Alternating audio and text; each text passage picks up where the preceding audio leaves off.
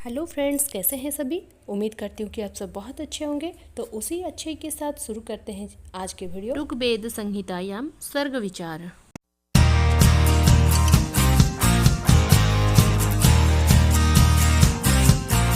ऋग्वेद संहिता के जो सर्ग विचार किया गया है, इसमें तीनों सूक्त में कहा गया है, जैसे कि हिरण्यगर्भ सूक्त, नासदीय सूक्त और एक है पुरुष सूक्त। तो ये तीनों सूक्त में सर्ग विचार किया गया है। सबसे पहले सर्गम का मतलब ये है कि सृष्टि, सर्ग यानी सृष्टि। अब देखते हैं हिरण्यगर्भ सूक्त। गर्भे उत्पन्नः यः हिरण्यगर्भः, हिरण्य यानी सुवर्ण, अर्थात हिरण्य नाम गर्भे उत्पन्नः यः हिरण्यगर्भः। इस हिरण्यगर्भ सूक्त में 10 मंत्र हैं। तो चलिए देखते हैं एक एक मंत्र को और उसका अर्थ क्या है। पहला है हिरण्यगर्भः समवर्तताग्रे भूतस्य जातः पतिरेक आसीत् स दाधार पृथिवीं द्युमुते मां कस्मै देवाय हविषा विधेम। अर्थात जो अपने गर्भ में इस हिरण्यगर्भ रूपी अंड को धारण कर रखा है और आगे चलकर उस सृष्टि का विरचना करके समग्र सृष्टि का एकमात्र स्वामी है, जो इस पृथ्वी द्यू अंतरिक्ष को धारण करता है। कौन है वो, जिसके लिए हम हविष करें यानी प्रार्थना करें। यह आत्मदा बलदा यस्य विश्व उपासते प्रसिसं यस्य देवाः यस्य छायामृतं यस्य मृत्युः कस्मै देवाय हविषा विधेम। अर्थात आत्मानं ददाति इति आत्मदा, अर्थात जो आत्मबल देने वाला है, बल देने वाला है, समग्र विश्व जिसका उपासना करता है, देवताओं भी जिसके शासन में है, जिनका शासन को यानी स्वीकार करते हैं, जिसकी छाया भी अमृत है और जो मृत्यु का भी कारण है, वह कौन है जिसको हम हवन करें। यह प्राणतो निमिषतो महित्वयि क इंद्राज जगतो बभूव य इसे यस्य द्विपद चतुष्पदः कस्मै देवाय हविषा विधेम। अर्थात श्वास प्रश्वास लेते समय निमिष मात्र में महिमा जो है वह समग्र जगत में विद्यमान है। जो द्विपद यानी मनुष्य आदि, चतुष्पद अर्थात गौ अश्वादि का ईश्वर है, वो कौन है जिसको हम हवन करें। यस्य में हिमवंतो महित्वा यस्य समुद्रम रसया सहाहुः यस्य माह प्रदिशो यस्य बाहु कस्मै देवाय हविषा विधेम। यानी यह बर्फों से आच्छादित हिमालय जैसे पर्वत है, जिससे महिमा की महानता प्रतिपादित होता है। यह समुद्र जो जलों से भरे हुए हैं, यानी यह समुद्र जिनकी रसपूर्ण का गाथा प्रदान करता है, जैसे चारों दिशाएं व्याप्त है, वैसे उनकी चारों बाहु व्याप्त है। वो कौन है जिनका हविषा करें। ये न द्युरुग्रा पृथ्वी च दुट्ठा ये न स्वः स्तभितं ये न नाकः यो अंतरिक्षे रजसो विमानः कस्मै देवाय हविषा विधेम। अर्थात जिसने अत्यंत तेजस्वी देदीप्यमान आकाश की स्थापना किया, पृथ्वी का दृढ़ बनाया, जिसने आकाश में सूर्य को स्थिर बनाया, जिसने नाक को बनाया, जो अंतरिक्ष में राजकणों का रचना किया है, वो कौन है जिनका हम हविष करें। यम क्रंदसी अवसा तस्तभाने अभ्यखेतां मनसा रेजमाने यत्राधिसुर उदित बिभेति कस्मै देवाय हविषा विधेम। अर्थात अधिशुर राजा क्रंदसी यानी द्यू व पृथ्वी, द्यू अंतरिक्ष जिस सत्ता की प्रतीक है, जिससे सूर्य चमकता है, वो कौन है जिसका हविष करें। आपो हो यद बृहतिर्विश्वमायन गर्भे दधाना जनयन्तीरग्निं ततो देवानां समवर्तता सुरेकः कस्मै देवाय हविषा विधेम। जिससे यह समस्त विश्व की सृष्टि की उत्पत्ति हुई। इसमें जो भी तत्व है जो अपने अंदर यानी गर्भ में धारण किया, जो अग्नि को, जिससे सभी देवताओं का सृष्टि हुआ, वह एकमात्र प्राण स्वरूप है। वह कौन है जिसका हविष करें। यश्चित दापो महीना पर्यपश्यद दक्ष्यं दधाना जनयन्तीर्यज्ञं यो देवेष्वधिदेव एक आसीत् कस्मै देवाय हविषा विधेम। अर्थात जिसकी सत्ता और महिमा का सामर्थ्य जो है, उसके कारण वह समस्त संसार टिका हुआ है। उनकी महिमा देखनी है तो परिपश्यत, यहाँ जो संसार की सृष्टि होती है सर्वत्र जिसकी सत्ता यानी सामर्थ्य आप इस रूप में देख सकते हैं, जो देवताओं का भी स्वामी है, वह एकमात्र तत्व कौन है जिसका हम हविष्य करें। मानो हिंसित जनिताः यः पृथिव्या यो वा दीपं सत्यधर्मा जजान यश्च पश्चंद्रा बृहतिर्जजान कस्मै देवाय हविषा विधेम। अर्थात जो पृथ्वी को जन्म दिया, जिसने इस दिवलोक को जन्म दिया, जो सत्य धर्म को जानता है, जिसने जल चंद्र आदि को रचना किया, वह मुझे कभी हिंसा न करे। प्रजापतेनो त्वदेतान्यनो विश्वा जनानि परिता बभूव यत कामास्ते जुहुमस्तनो अस्तु वयम श्याम पतयो रयिणाम। अर्थात रयि यानी धन ऐश्वर्य, अर्थात आपके भिन्न और कोई इस सृष्टि का प्रजापति नहीं है, आप ही श्रेय विश्व है, आप ही इसमें व्याप्त है। तो आपसे यह प्रार्थना है कि हमारे मन में जो भी कामनाएं हैं वह हमें प्राप्त हो तथा धन ऐश्वर्य की स्वामी हो सके। तो फ्रेंड्स, ये है हिरण्यगर्भ सूक्त। अगला है पुरुष सूक्त। पुरुष सूक्त के सर्ग विचार में कुल मिलाकर 16 श्लोक है, जो कि पहला है सहस्रशीर्षा पुरुषः सहस्राक्षः सहस्रपात् स भूमिं विश्वतो वृत्वात्यतिष्ठत् दशांगुलम। अर्थात यह जो पुरुष हजारों सिर, हजारों आँखों, हजारों पादों, हजारों हाथों में है, वह इस पृथ्वी को सब तरफ से आवृत करके रहता है। पुरुष एवेदं सर्वं यद्भूतं यच्च भव्यं उतामृतत्वस्य सानो यदन्नेनातिरोहति। अर्थात इस सृष्टि में जो कुछ दिखाई देता है वह सब कुछ पुरुष है, जो था है और होगा वह सब पुरुष ही है। जो पुरुष है वो अमृत तत्व का स्वामी है, अन्न से वह सर्वोपरि है, अर्थात जो देवता है उनसे भी श्रेष्ठ है। एतावानस्य महिमा तो जायाश्च पुरुषः पादोस्य विश्वभूतानि त्रिपादस्यामृतम देवी। अर्थात सिर्फ इतनी ही उनका महिमा नहीं है, उससे भी ज़्यादा है। जो आपको सृष्टि दिखाई देता है वह तो एक पाद ही है, बाकी जो 3 पाद है वह अमृत है, अर्थात उसने अपने एक भाग शक्ति से सृष्टि का संरचना किए और बाकी जो शक्तियाँ हैं वह अभी भी अमृत और सुरक्षित है। त्रिपादूर्ध्व उदयित पुरुषः पादोस्येहा भवत् पुनः ततो विश्वं व्यक्रामत् शासनानसने अभी। अर्थात वह पुरुष के जो त्रिपाद अभी भी संरक्षित है, लेकिन एक पाद से समस्त सृष्टि हुई है, वह समग्र विश्व का आधिपत्य है। आसन अनासन सबका वह एक ही बहुत होकर व्याप्त हुए हैं। तस्मात् विराट जायत विराजो अधिपुरुषः स जात अत्यतिरिच्य पश्चाद भूमि मथो पुरः।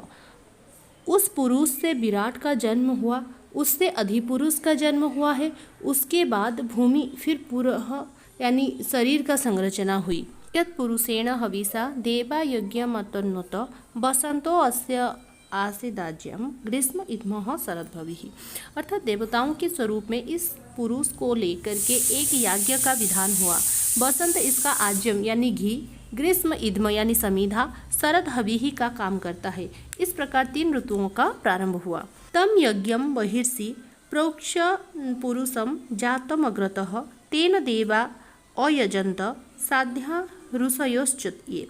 अर्थात जब उन योग्य देव के ऊपर प्रोक्षण यानी सिंचन किया गया तो पहले देवताओं का और ऋषियों का जन्म हुआ।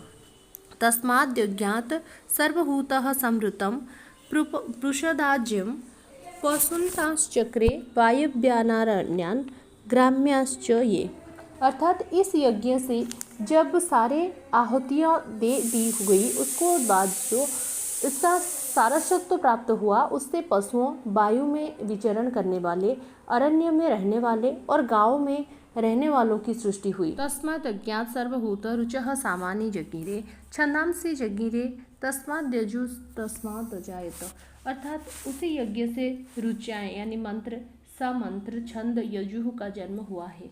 तस्मादस्वा अजायंत ये कि चौभयाततः गावो हो जगिरे तस्मात् तस्मात् जाता अजावयः, अर्थात उससे अश्वों का जन्म हुआ और ऐसे भी प्राणी जिनका ऊपर नीचे दोनों तरफ दांतों हुए हैं।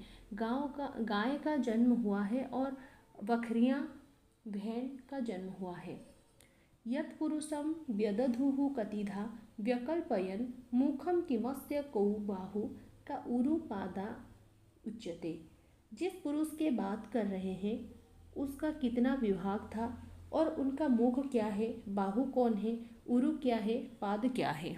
ब्राह्मणोस्य मुखमासीत् बाहु राजन्यः कृतः उरु तदस्य यद्वैश्यः पाद्भ्यां शूद्र अजायत, यानी ब्राह्मण मुख है, बाहु राजन्य यानी क्षत्रिय, उरु वैश्य, पाँव है, पाँव से शूद्र जात हुआ है। चंद्रमा मनसो जातश्चक्षुः सूर्य अजायत मुखादिन्द्रियश्चाग्निश्च प्राणाद् वायुरजायत, अर्थात मन से चंद्रमा जात हुआ है, चक्षु से सूर्य, मुख से इंद्र और अग्नि का, प्राण से वायु का जात हुआ है। नाभ्या आसीदंतरिक्षं शीर्णो द्युः समवर्तत पदभ्यां भूमिर्दिशः क्षेत्रात् तथा लोका अकल्पयन्, अर्थात नाभि से अंतरिक्ष, सिर यानी सर से आकाश का, पादभ्याम भूमि, क्षेत्र से दिशा की उत्पन्न हुई है।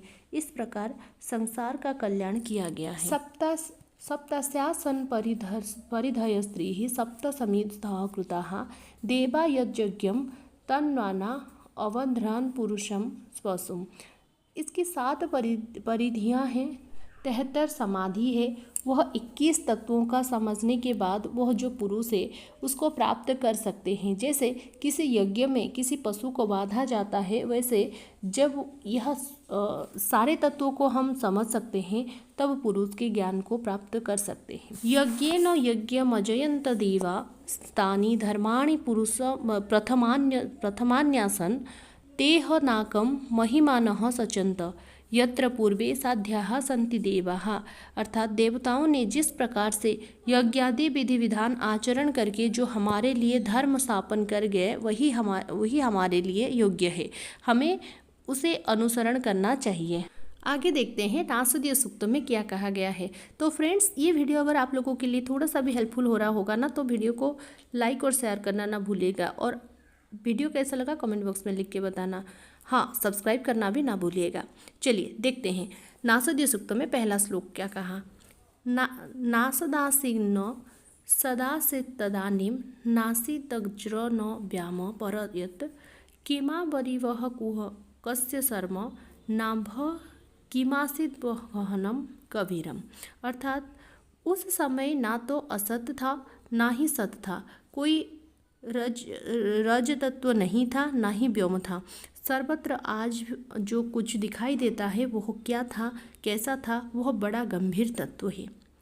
न मृत्युरासीत् अमृतम न तर्हि न रात्र्या अह्न आसीत् प्रेकतः आनिदवातं स्वधया तदेकं तस्मात् धान्यन्न परः किं जनतासु, अर्थात उस समय मृत्यु नहीं था, अमर भी नहीं था, रात्रि भी नहीं थी, दिन भी नहीं था, तो फिर वो था कौन, जो अज्ञात स्थूल समस्त सत्ता को धारण करने वाला।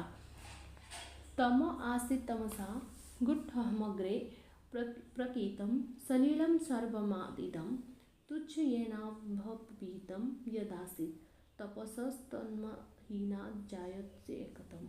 उस समय अंधकार था, सब कुछ अंधकार ही ढका हुआ था। अंधकार के बीच में यह जो कुछ था वह तत्व गतिशील यानी चैतन्य था। वह छोटे से भी छोटे था, जो कि दिखता ही नहीं था। उससे यह सृष्टि हुई। कामस्तदग्रे समवर्तताधि मनसो रेतः प्रथमं यदासीत् सतो बन्धुमसति निरविन्दन् हदि प्रत्यस्या कवयो मनीषा, अर्थात जो मन में कामना थी वह आगे चलकर जो प्रकट हुआ वह पहले शारीरिक बीज से यहाँ सृष्टि नहीं हुई, मानसिक रूप से हुई। और जो मुनि ऋषियाँ हैं वह तत्व का चिंतन करते थे, अतः जिसने पहली बार अपने मन में कल्पना करके सृष्टि की संरचना की, वैसे ईश्वर को प्रार्थना करते हैं। निरश्चिनो विततो रश्मिरेषा मधः स्वैरासिदुपरि स्विदासीयुत रेतोधा आसन्महिमान आसन्स्वधा अवस्थात प्रयति ही परस्तात्। अर्थात जिस ईश्वर ने अपनी कल्पना से जिस प्रकार सृष्टि की संरचना की, उसका दिव्य प्रकाश तीर्य किरणों तरफ से उस समस्त संसार में व्याप्त हुआ। नीचे भी उसी का तिर्यक था और ऊपर भी उसी का तिर्यक था, अर्थात सर्वत्र उसी ईश्वर का सत्ता इसी सृष्टि में विद्यमान था, और ऐसे रूप में जो उसे आश्रय प्रदान करे वह बहुत ही उत्कृष्ट है। को अद्धा वेद को इह प्रपोचत कुतो अज्ञाता कुतो इयं विसृष्टिः अर्वा तेवा अस्य विसर्जनेना था को वेद यत आबभूव।